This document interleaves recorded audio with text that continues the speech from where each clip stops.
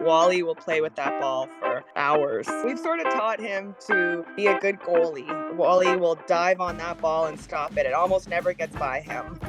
We found out that Wally loves playing soccer with this ball that we have. And so we kick it around, he'll chase it, he'll kick it with his prosthetic legs on and chase it. And it's actually really a lot of fun to watch him play. A lot of it is just freestyle, but my boyfriend James, who's here all the time, he's actually a soccer coach. He teaches and coaches soccer. So it works out because he'll play with Wally and kick the ball around. Even when he was young, when he was like still a puppy, when we're out back playing with the ball as well. So he's played with it most of his life and he really likes it.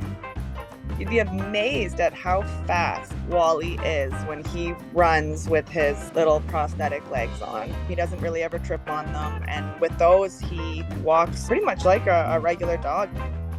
Wally came to me about just over a year ago. So he was born with deformed front arms. It almost looks like he's flexing all the time. He was born with his arms just stuck in a bent position. Wally loves the snow. Snow, ice, water. Wally's not afraid to lay and roll and just be covered from head to toe in snow.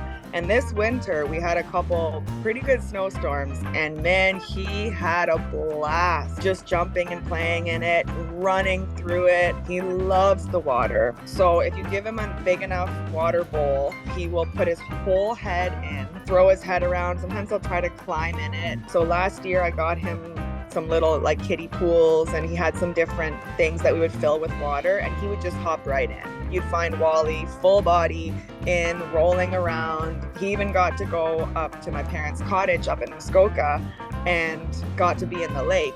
So we obviously helped him there. Because of his front arms, he can't really swim in deeper water, but we put a life jacket on him and he just had a blast.